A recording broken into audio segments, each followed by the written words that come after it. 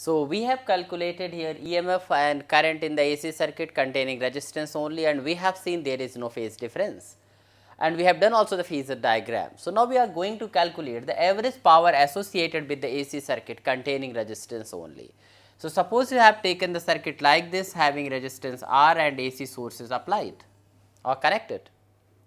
So, how much power is consumed over here? So, we can write at any time EMF is equal to E naught sin omega t. Similarly, I is equal to I naught sin omega t.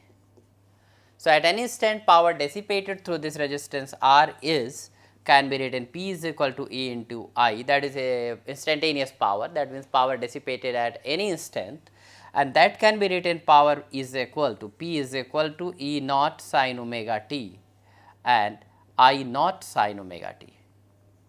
And you can write here dw upon dt, that is the rate of doing work is known as the power. So, we can write dw upon dt is equal to E naught I naught upon 2, and here this is the you are going to get sin square omega t here. We can solve it, we can just integrate it here. So, when we solve this, we will be getting dw is equal to E naught I naught, and we can write here sin square omega t dt, and we can calculate the total work done in one cycle.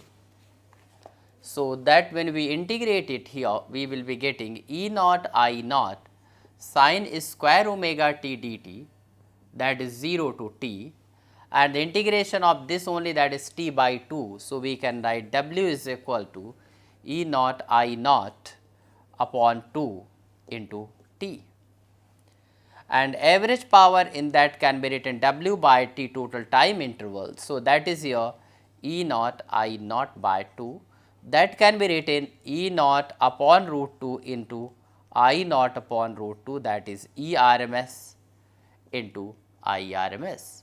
So, this is the average power consumed. In DC circuit, we have done power is equal to E into I, that is V into I only here.